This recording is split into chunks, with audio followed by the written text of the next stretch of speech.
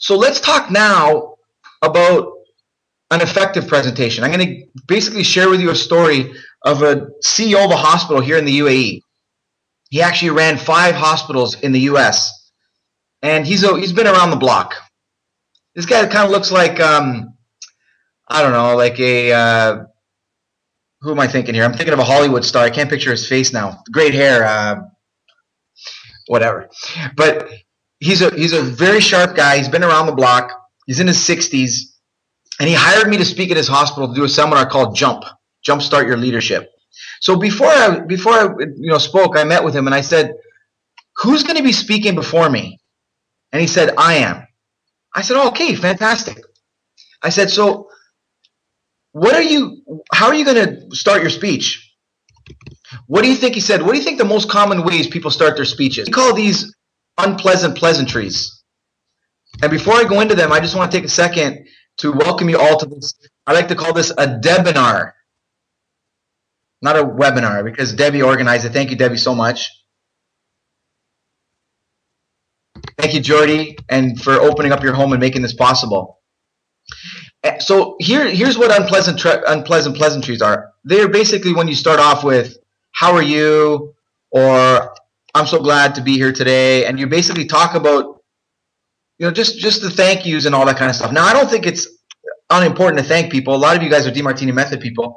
Gratitude is, something that we definitely want to add to our lives. But I think there's a place for thank yous, and I think you want to start. I like starting with questions and starting with a story. But this gentleman, when he was speaking to his doctors, was going to start with this: "Good morning, everybody. Thank you for being here at 7 o'clock. If you can please pass your mobile phones up. I want to take all your mobile phones. I want all your attention." And these were heads of departments at his hospital, his leadership team, basically. So the look on my face kind of changed when he said, "What do you think?" And he said, "Oh, you're not impressed." I said, "I don't think that's the best way to start.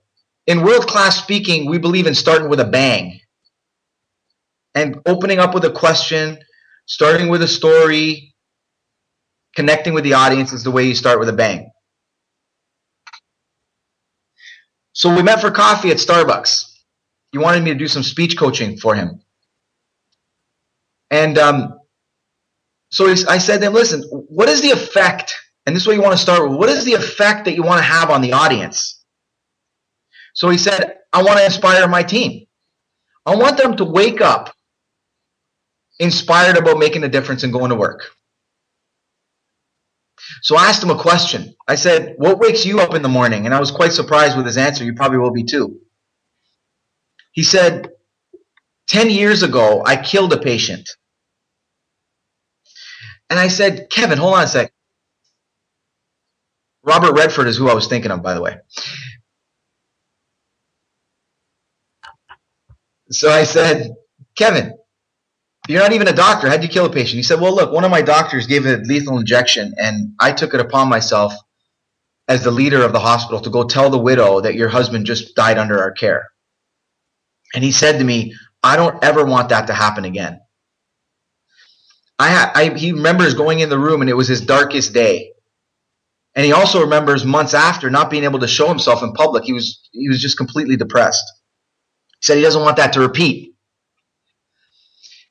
So I said, "All right," and this is the DeMartini in us, just trying to make sure he has a balanced perspective on things. So I said, "Kevin, what good came out of this? In other words, what positive things?" This is how I said it to him. What positive things happen as a result of this experience? Besides being, him stepping up his ability to tell people some bad news and build his character. But I mean, just in the hospital. He said, "Look, that's a very good question." He said, "We created a co-pilot system that's put into place now where when one doctor is giving an injection, there's another doctor that's kind of next to him as a co-pilot. So this doesn't happen again." The guy that actually gave the injection went on, interestingly enough, to become head of national safety in the US. So I said to him, "Is it possible that lives were saved or deaths were prevented because of this?" And he took a long pause. And you could hear the ceiling fan in Starbucks because the room got silent as he said, "Absolutely. There's no doubt about that." And I said, "So is it a mistake?" I won't tell you what he said, but how many of you would be interested in hearing his 2 to 3 minute speech to his team.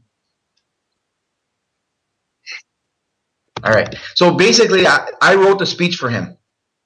But I didn't do the writing because the writing was in his heart. I basically just asked him the right questions because, as you guys know, as consultants, we don't have the answers, but we have the right questions to bring out the answers. And I just put it on paper for him. Here's his speech. First words out of his mouth were, "Have you ever woke up uninspired to go to work?" And most of them raised their hands. He said, and these are two very powerful words at this point. What do you think he said next? Yes. Bingo. He said, "Me too." At that point, he just connected with everybody. He said, "I've been there too. I understand you." He said, 10 years ago, a patient died under our care in a U.S. hospital. And I've been carrying this around with me for about 10 years and calling it a mistake until I had coffee with a friend the other day. And he made me realize, and I won't review it again, but he made me realize that our hospital became a world-class hospital because of it. We created, different policies and standards and that kind of thing. So at this point, he raised his voice and he said, "I don't want you to wake up uninspired. I don't want you to wake up fearing killing somebody, afraid to make a mistake. I want you to wake up inspired about making a difference." And that was it. It was so simple. And let me just tell you what, if ineffective speaking costs you, effective speaking saves you. And it basically saved him his team. I personally know many of the doctors that were working in that hospital, and this was a new CEO, they're ready to leave. They would have left if it wasn't for this speech. I'm sure of it. And as a speech coach, I don't have the speech. You have the speech. It's sitting in your heart, and we just got to find the right questions to get the speech out and then dissolve the fears that interfere with you delivering it.